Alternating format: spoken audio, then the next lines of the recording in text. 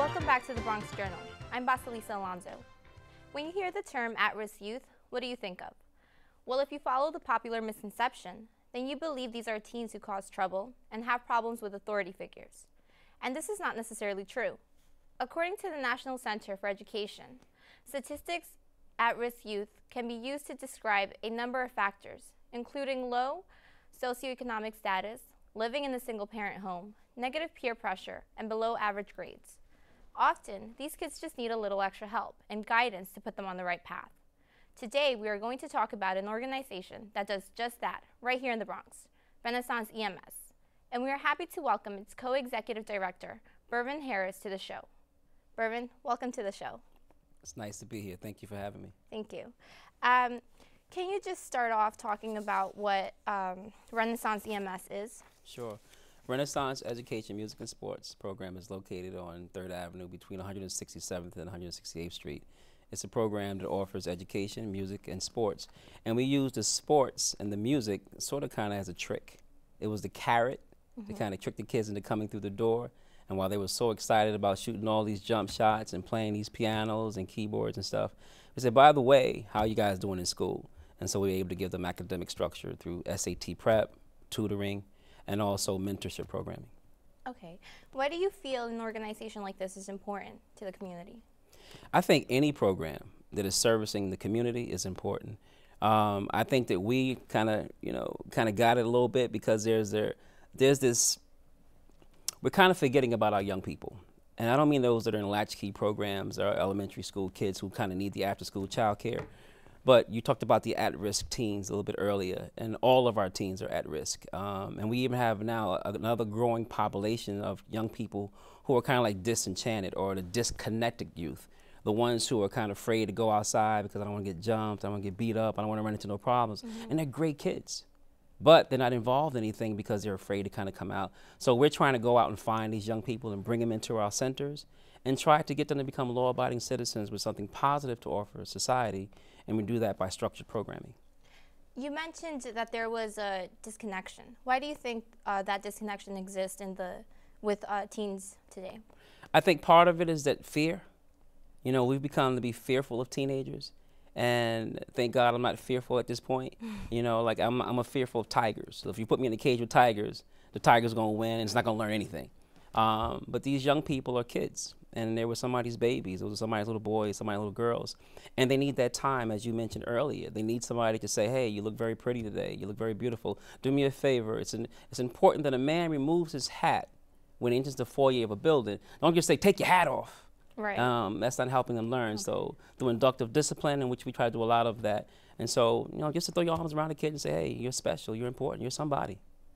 So along with, you mentioned sports and music programs that you have, you're also teaching these kids some life skills. What are the types of skills that you hope that these kids would walk away with at the end of your program? I hope they can walk away with understanding, number one, independent living skills. It's my responsibility to take care of myself. I want every kid to understand that, hey, I should know how to fry an egg.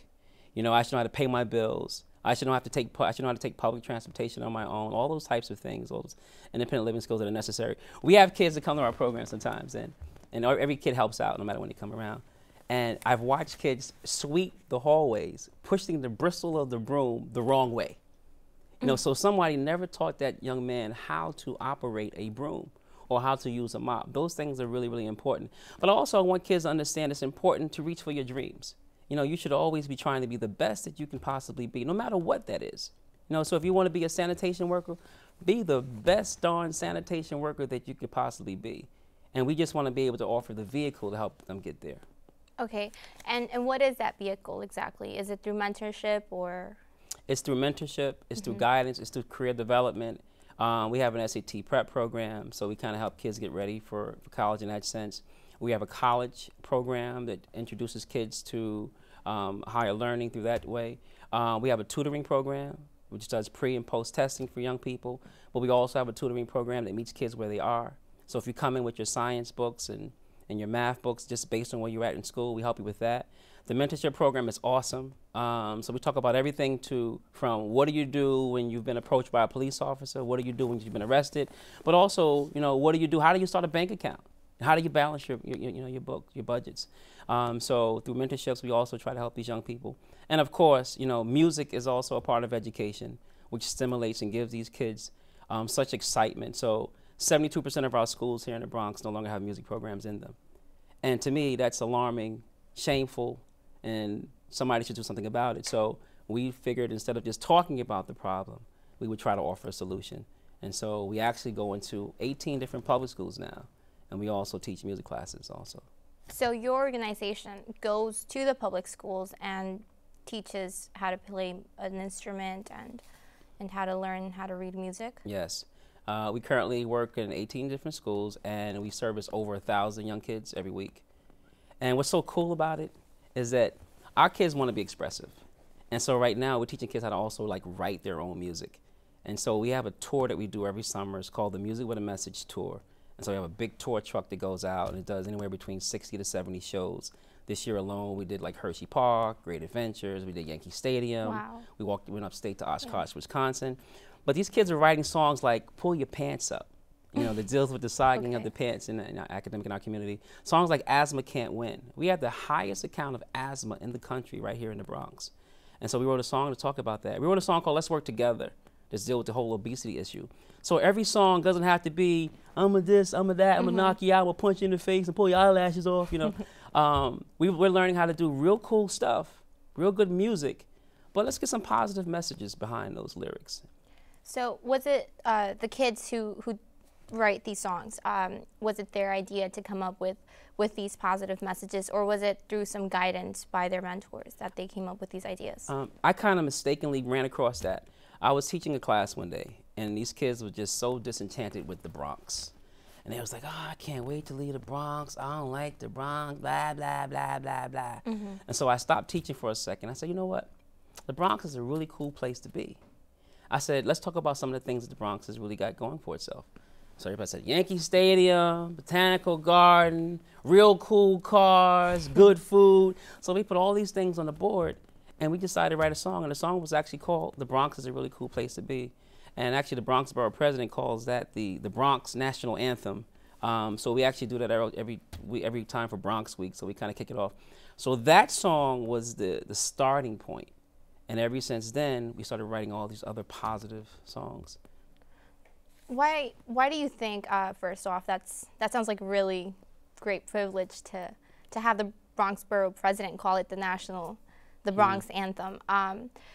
But how do you think that, why do you think these kids were so eager to leave the Bronx once they made it? Because I believe, that a lot of people, when they grow up in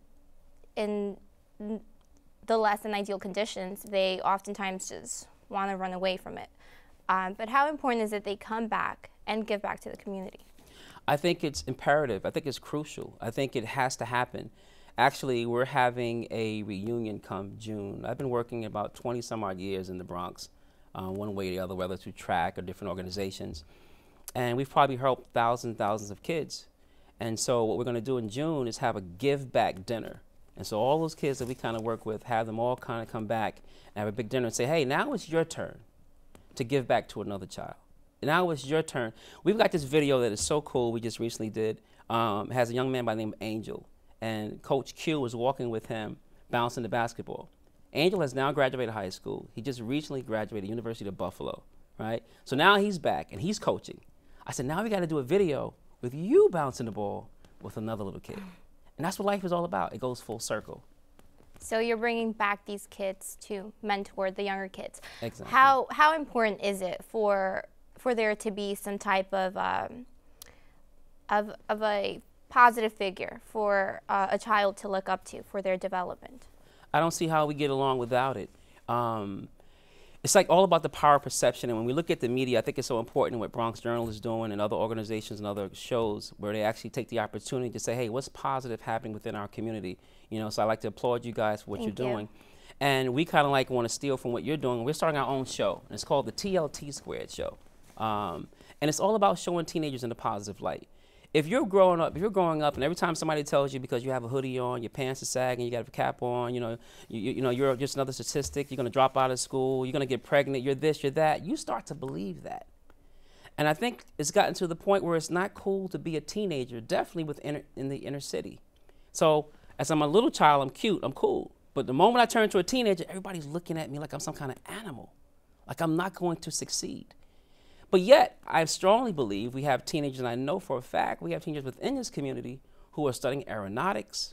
We have teenagers in this community who are studying robotics, who are becoming doctors, who are becoming lawyers, and we want to take the opportunity and put them in front of the stage. So www.TLT2 is going to be all about all that. It's like In Living Color meets Saturday Night Live meets David Letterman. So it's a live band in front of a live audience and saying, hey, our teenagers are positive people doing positive things within our society.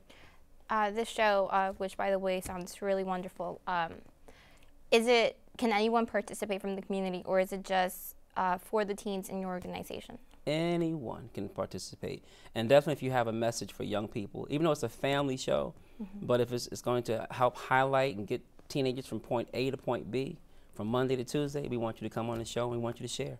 What is the message that you hope teens will send out through your show? That I am somebody, that I am not just gangster, that I am not this, is that, hey, we are teenagers doing something, we have something to offer the world, and we want the whole world to see that they are positive individuals and everybody's not a statistic. Right. Everybody's not going to jail. That sounds like something really empowering for the teens in our community. What are some of the ways that people can get involved with your organization? Great question. They can contact us. Is it okay to give out the phone number? Yeah, of course. They can give us a call at 718-450-3466, or they can visit the website at www.renaissanceems.org. And we're looking for volunteers, whether you like to tutor, whether you like to come down and help with teaching music classes. We're always looking for coaches. We're looking for mentors.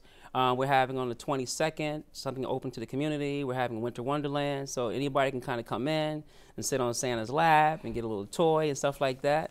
So you can volunteer any way like that. We're having free concerts all the time. So there's many ways to kind of get involved. That sounds really wonderful. Mr. Harris, thank you so much for being on the show. Thank you so much for having me. I appreciate it being here. We'll be back with more of the Bronx Journal.